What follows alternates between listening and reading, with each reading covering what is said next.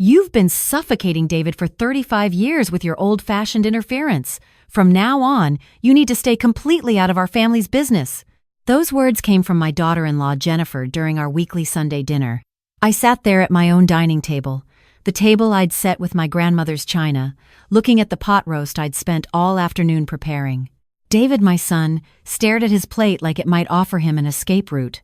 Jennifer's perfectly manicured finger pointed at me like I was on trial. I took a sip of water, then I smiled. "You're absolutely right, Jennifer," I said quietly. "I'll stay out of your family business from now on." David's head snapped up. He knew that tone. Jennifer, however, looked triumphant, like she'd finally won some battle I didn't know we were fighting. "Let me back up and tell you how we got here. My name is Margaret, and I'm 64 years old. I raised David by myself after his father died when David was just 3. Heart attack at 32, if you can believe it. One day Michael was coaching Little League. The next day I was a widow with a toddler, a mortgage, and a part-time job at the public library that barely covered groceries. I worked that library job for 41 years. Started part-time, became full-time when David started school. I never made much money, but I made enough. I learned to stretch a dollar until it screamed. I learned to fix things myself because I couldn't afford to call repairmen. I learned to cook meals that could feed us for 3 days from a $5 chicken. And I raised a good man. David graduated high school with honors, got a scholarship to State University, became an engineer. I was so proud I could burst. He met Jennifer at work 6 years ago. She was everything I wasn't. Polished, sophisticated, ambitious. She wore designer clothes and got her nails done every 2 weeks. Her family had money, the kind of money where they casually mentioned their lake house and their ski condo. I tried to like her. I really did. But from the beginning, there was this tension. The way she'd look at my modest home with barely concealed disdain. The way she'd suggest David should upgrade things, always things I'd taught him or given him. The cast iron skillet I'd passed down? Teflon is so much easier, David. The quilt I'd made for his apartment? It doesn't really match our aesthetic.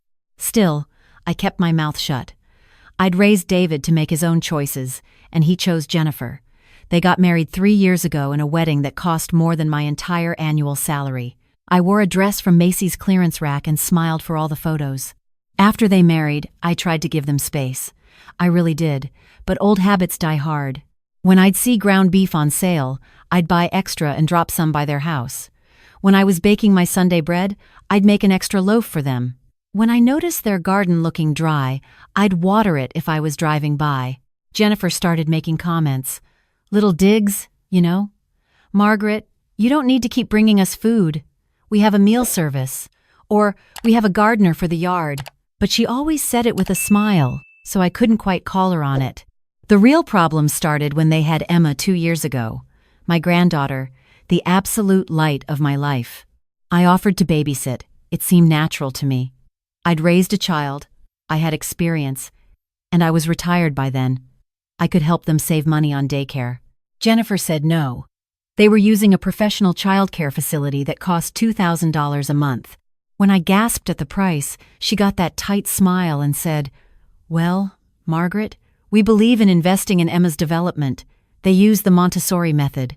But then Jennifer's company started requiring her to travel, and professional childcare facilities close at 6 o'clock sharp. Suddenly, they needed Grandma. I didn't mind. I loved spending time with Emma. I'd pick her up from daycare, bring her to my house, give her dinner, and have her ready when David got off work at 7.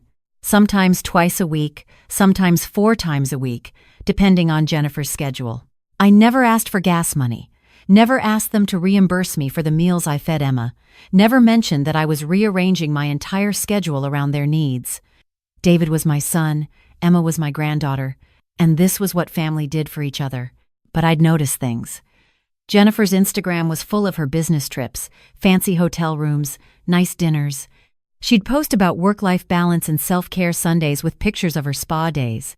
Meanwhile, I was the one making sure Emma ate vegetables and helping her learn her ABCs. When Emma got sick, Jennifer couldn't miss work. She had a big presentation. David had a project deadline. Could I keep Emma for 3 days? Of course I could. When Emma's daycare closed for 2 weeks during the holidays, Jennifer had already booked a Just Us vacation with David to Cabo. Could I watch Emma? Of course I could.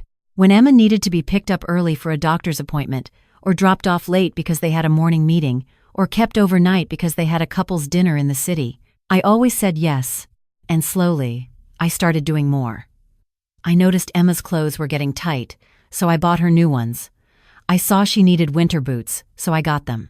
When she wanted to do swimming lessons, and Jennifer said they were too expensive right now, I signed her up and paid for them myself. Last month, I suggested we start a tradition of Sunday dinners, just a simple family meal once a week. Jennifer agreed, but she never offered to host, and she never brought anything. She'd show up at my house, eat the food I'd cooked, let Emma play with the toys I'd bought, and spend the whole time on her phone dealing with work emergencies. Which brings us back to last Sunday. I'd made pot roast, David's favorite since he was a boy. I'd also made mashed potatoes from scratch, roasted carrots from my garden, fresh rolls, and apple pie for dessert. Emma was playing in the living room with the dollhouse I'd spent 3 weekends building for her birthday. Jennifer walked in, took one look at Emma with the dollhouse, and her face went hard. "Margaret, we asked you not to buy Emma expensive gifts. We're trying to teach her that things don't equal love." I wiped my hands on my apron. I didn't buy it. I built it myself from scrap wood. It didn't cost anything but time. "That's not the point," Jennifer snapped. "The point is you're always inserting yourself into our parenting decisions. You're always undermining what we're trying to do." David cleared his throat. "Jen, Mom was just being nice. She's being controlling." Jennifer stood up. "And you're too close to it to see it, David. Your mother has been suffocating you for 35 years with her old-fashioned ways. She raised you to be dependent on her, and now she's trying to do the same thing to Emma." I felt like I'd been slapped. "Jennifer, I don't think." "You don't think, Margaret. That's the problem. You don't think about boundaries. You don't think about what we want for our daughter. You just do whatever you want and expect us to be grateful." She turned to David. "I'm serious about this. Your mother needs to stay completely out of our family's business from now on. No more showing up unannounced. No more buying things for Emma. No more weekly dinners. We need space to be our own family without her hovering over everything." The room was silent except for Emma singing to her dolls in the other room. I looked at my son. He looked miserable but didn't contradict his wife. I looked at Jennifer, her face flushed with anger and self-righteousness, and I made a decision. "You're absolutely right, Jennifer," I said calmly. "I'll stay out of your family business from now on." Jennifer blinked. She'd clearly expected a fight. "Good. I'm glad we understand each other." "We do," I said. "We understand each other perfectly." They left shortly after. David kissed my cheek and whispered, "Thanks for understanding, Mom." Jennifer didn't say goodbye. After they left, I sat in my quiet house for a long time. Then I got out my laptop and started a spreadsheet. I titled it, Family Business. If I was staying out of their family business, I needed to know exactly what counted as their business versus mine. Over the next week, I documented everything. Every hour I'd spent with Emma in the past 2 years. Every meal I'd provided. Every item of clothing. Every toy. Every swimming lesson. I calculated the going rate for emergency childcare in our area, $35 an hour. I tallied up the mileage for all the driving I'd done. I researched the cost of the services I'd been providing for free. The number came to $47,388. $47,388 worth of interference over 2 years. I didn't do anything with this information. I just wanted to know. I wanted to see, in black and white, what my old-fashioned suffocating had actually looked like. Then I stopped. I stopped all of it. Jennifer called me on Tuesday. "Margaret, I know you're busy, but could you possibly pick up Emma from daycare today? I have a client dinner that might run late." "I'm sorry, Jennifer, but that sounds like family business. I'm staying out of it, remember?" Silence. "What? You asked me to stay out of your family's business. Emma's childcare is your family's business, not mine." "Margaret, I didn't mean." "I need to go. Have a good evening." I hung up. David called an hour later. "Mom, what's going on?" "Jennifer said you refused to pick up Emma." "I didn't refuse, honey. I simply respected her boundary. She asked me to stay out of your family's business, and I'm doing that. Mom, she didn't mean the babysitting. What did she mean then? Because from where I'm sitting, helping with your child is pretty central family business. But I understand now. I was overstepping. So I've stopped. Mom, David, I love you. I love Emma. But I'm going to respect your wife's wishes. You two will figure it out. He sputtered a bit more, but I stayed calm and pleasant. Eventually, he hung up. Thursday, Jennifer called again. Margaret, I'm sorry we got off on the wrong foot Tuesday. David's got a late meeting tonight, and I have a work thing. Could you just this once? I appreciate you thinking of me. But no, I'm staying out of your family business. For God's sake, Margaret, I just need 2 hours. I'm sure you'll figure something out. That's what families do. I hung up. I heard later they'd called David's friend's wife, who charged them $50 for 2 hours because it was such short notice. The calls kept coming. Could I pick up Emma? Could I watch her Saturday morning? Could I keep her overnight? Each time, I politely declined. That sounds like family business. Sunday came around. No one called about dinner. I made myself a small chicken breast and watched my shows in peace. Monday morning, Jennifer called. She sounded exhausted. Margaret, I think we need to talk. Of course, dear. I may have overreacted last week. About the boundaries thing. Oh? It's just been really hard since we've been handling everything ourselves. The daycare called yesterday because Emma had a fever and I was in a meeting I couldn't leave. David had to walk out of work. His boss was not happy. And the emergency childcare place wanted $120 for 4 hours. Plus they had a 2-hour minimum response time, which we didn't have. I said nothing. And Emma keeps asking for you. She cried for an hour last night wanting Grandma's house. My heart hurt, but I stayed quiet. Look, I think maybe I was stressed and I took it out on you. Could we maybe reset? Jennifer, I want to show you something. Can you and David come by tonight after work? They came over at 7, looking wary. Emma wasn't with them. They'd left her with the expensive daycare's extended hours program, which Jennifer mentioned cost an extra $45. I had my laptop open on the dining table. I turned it so they could see the spreadsheet. This is what I've done for your family over the past 2 years. Every hour of childcare, calculated at the going rate. Every meal, every piece of clothing, every activity I paid for, every mile I drove. This is what my interference looked like in dollars and cents. Jennifer's eyes went wide as she scrolled through the entries. David's face went pale. $47,000, I said quietly.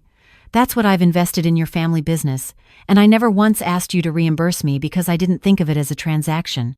I thought of it as love. I thought of it as what grandmothers do. Mom, David started. I held up my hand. Let me finish. Jennifer, you're right that I was interfering. I was making decisions about Emma without consulting you. I was showing up and doing things without being asked. And I should have communicated better with you both about boundaries. Jennifer looked like she might cry. But, I continued, there's a difference between interference and support. When you call me at 5:30 because you need emergency childcare, that's you asking for support. When Emma needs winter boots and you tell her they're too expensive, and I buy them, that's me offering support. When I make Sunday dinner and you come eat it, that's me providing support. I closed the laptop. I'm 64 years old.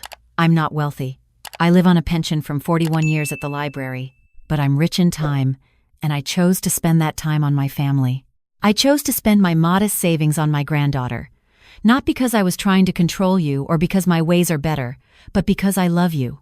Jennifer was definitely crying now. I don't want to be shut out of my granddaughter's life because I built her a dollhouse. I don't want to be told I'm suffocating my son because I make his favorite dinner. But I also don't want to overstep or make you feel undermined. David reached for my hand. Mom, you've never been suffocating. I'm sorry I didn't speak up last week. You've done everything for us, and we've been taking you for granted. Jennifer wiped her eyes. Margaret, I'm so sorry. I was horrible to you. I think I was feeling guilty. My mom lives 3 states away and barely knows Emma. She sends expensive gifts but never visits. She's never offered to babysit, never made Emma a homemade anything. And here you were, doing all these things, and it made me feel like a bad mother. Like I was failing because I needed so much help. "Oh, honey," I said, "needing help doesn't make you a bad mother. It makes you human." "I took out my insecurity on you," Jennifer said. "I called your love interference because I was jealous that Emma loved you so much. She never asks for my mother. She always asks for you." "That's because I'm here," I said gently. "That's all it is. I'm present.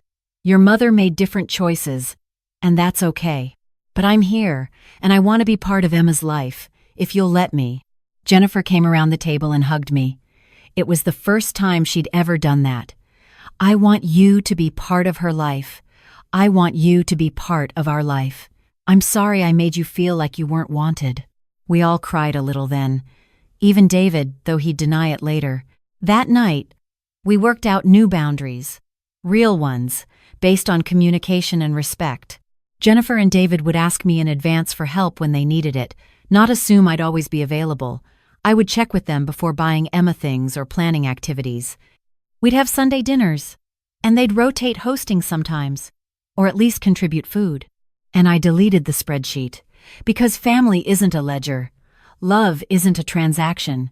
But I kept a screenshot of it, just in case I ever needed to remind myself that what I do matters. That what grandmothers do, what mothers do, has value, even if it doesn't come with a paycheck. The next Sunday, they came for dinner. Jennifer brought a salad she'd made herself. David brought wine. Emma ran through my door and threw herself into my arms, and I breathed in the smell of her shampoo and felt whole again. As we sat down to eat, Jennifer raised her glass. "To Margaret, the best grandma Emma could ask for. Thank you for not giving up on us." I raised my glass too. "To family, the messy, complicated, beautiful family business." And that pot roast I made? It tasted better than it ever had before, because they weren't just eating food I'd cooked. They were sharing a meal I'd made with love. They were part of a tradition I'd started. They were home. Jennifer started asking me questions after that. How did I make the rolls so fluffy? Where did I learn to garden? Could I teach Emma how to bake? She'd grown up with money but without these skills, and she wanted to learn. So I taught her. Not because my way was better, but because she asked. And in teaching her, we became closer. We became something I'd never expected. Friends. David told me later that the week I'd stopped helping, he'd nearly had a breakdown. They'd spent over $300 on emergency childcare. They'd eaten takeout every night because they were too exhausted to cook. Emma had been cranky and difficult because her routine was disrupted. "I never realized how much you did, Mom," he said. "I'm ashamed it took losing it to see it." "Sometimes we need to lose something to understand its value," I told him. A month later, Jennifer asked if I'd be interested in keeping Emma 2 afternoons a week, regularly scheduled, so they could drop the expensive daycare to part-time. They insisted on paying me. I refused the money but accepted the time with Emma. Because time with my granddaughter isn't work, it's a gift. They did, however, start paying for the swimming lessons and Emma's clothes, and they insisted on covering the grocery costs for Sunday dinners. I let them. Not because I needed the money, but because I understood it made them feel better. It made them feel like partners, not dependents. And that's what we became. Partners in raising Emma. Partners in being a family. I still make pot roast on Sundays. Jennifer still brings salad. David brings wine. Emma sets the table with my grandmother's china, and she's learning to be careful with it. Last week, Emma asked me why I always smile when they leave. "Because I'm happy," I told her. "Because I'm grateful." "For what, Grandma?" "For family," I said. "For second chances. For people who love enough to work through the hard stuff." She thought about that. "Like when I fight with my friend Zoe, but then we make up?" "Exactly like that, sweetheart." She hugged me tight. "I love you, Grandma." "I love you too, baby girl." And I do. I love them all. Even when it's hard. Even when we disagree. Even when someone says something hurtful and we have to work through it. Because that's what family is. It's not perfection. It's not always harmony. It's showing up. It's doing the work. It's choosing love over pride. It's making pot roast on Sundays and building dollhouses from scrap wood and being there when you're needed and stepping back when you're not. It's knowing your worth, but also knowing when to forgive. It's being willing to keep a spreadsheet of $47,000 worth of love and then being willing to delete it. Because at the end of the day, love isn't about keeping score. It's about keeping going. And that's exactly what we did. We kept going. Together. If you liked this story, tap the screen, share it with someone who needs to hear it, and subscribe to my channel for more real-life family stories. Because every family has struggles, and every struggle has a lesson. Thank you for being here.